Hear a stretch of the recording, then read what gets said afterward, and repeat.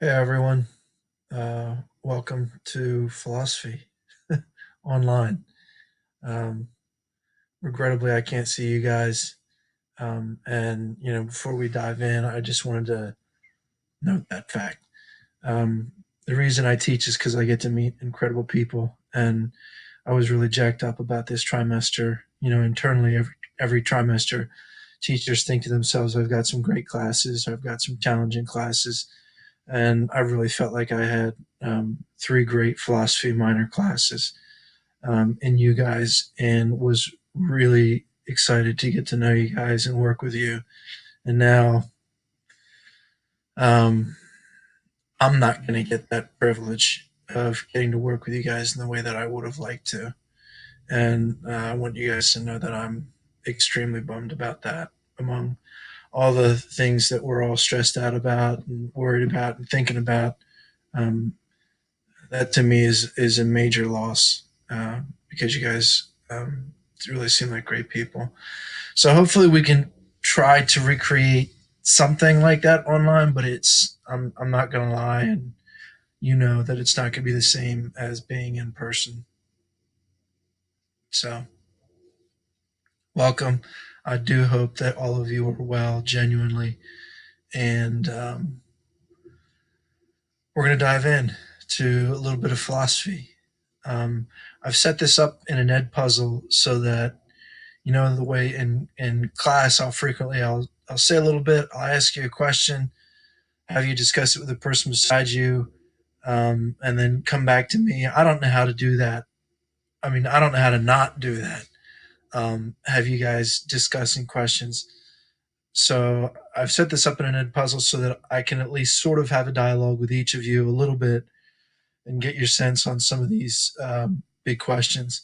So my first question to you is going to be: do you think that um, the coronavirus crisis has affected men and women differently? And I don't mean in terms of becoming sick, but I mean in terms of living out your life. Um, what are challenges that women face that men don't? What are challenges that men face that women don't? Okay, so a number of things have been written about this. That there really are some differences as to how men and women are experiencing the coronavirus crisis. Two that pop to mind immediately are that right now schooling.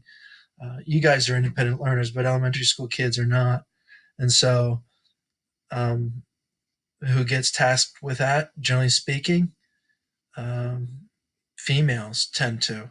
So women are being put back into the place of the male in the household is the primary worker, and the female is the one who is expected to take care of all of the home chores and raising the children. So there have been a number of high-profile articles stating that it's actually a step back for women.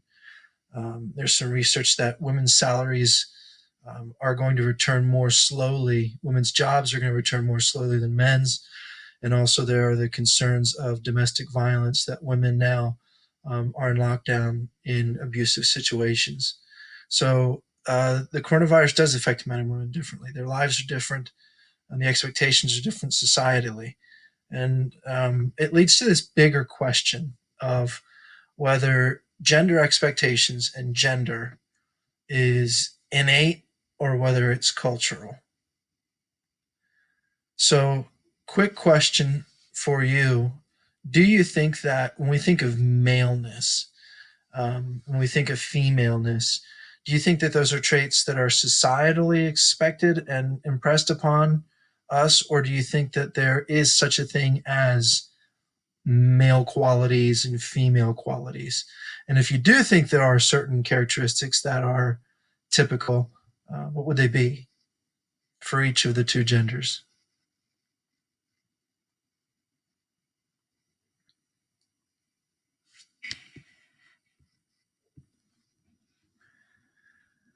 Early feminism would have made the argument that differences are primarily socially created. Some more contemporary feminists believe that there is, in fact, a difference. There are differences between men and women. And one of the areas in which we find this most obvious is in morality. So, if you recall, before we disappeared for the sort of COVID hiatus, we were talking about utilitarianism, greatest amount of happiness for the greatest number of people. Immanuel Kant, only do an action if you want everybody to do it, and never treat people as objects, always treat them as having value. So we were in the unit of ethics and looking at morality. And so what we want to deal with is how do men and women think differently about right and wrong? And is this intrinsic? Is it actually sort of built into gender, or is it socially constructed? And again, more contemporary feminism is going to say that women are maybe actually different than men intrinsically, and that this is an important thing to embrace. To get there, though, you have to think about development. So we're going to look at moral development. And you talk about psychology. So a lot of psychologists are involved in what's called developmental psychology, which is how people grow and develop as human beings. And moral development is one of those areas. And Lawrence Kohlberg is the famous psychologist for laying out his 6 stages of moral development. So let me think about how to put this to you guys. How does a 2 year old think about right and wrong? Like, does a 2 year old understand morality the way that you do? And if not, do they understand it at all? And if so, like, what does it look like in their thinking? Take a second and answer that one.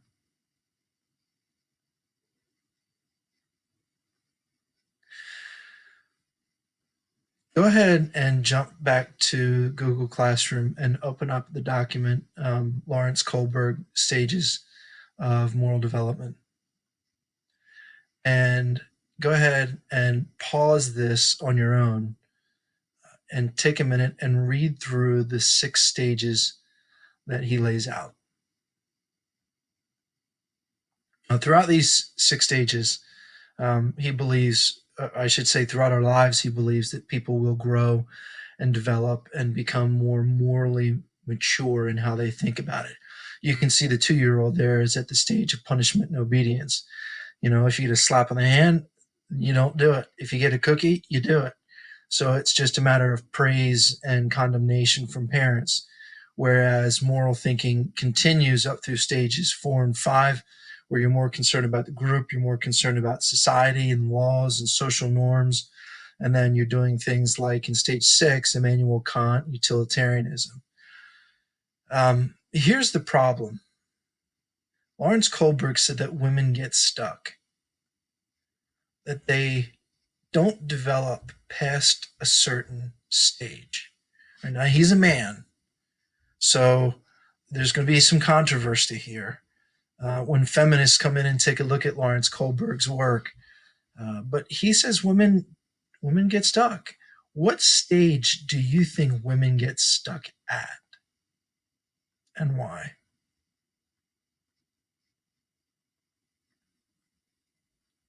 Okay, correct answer to that question is stage 3. Women get stuck at the stage of mutual interpersonal expectations in relationships. Why? Women are primarily concerned with relationships. That's their primary concern.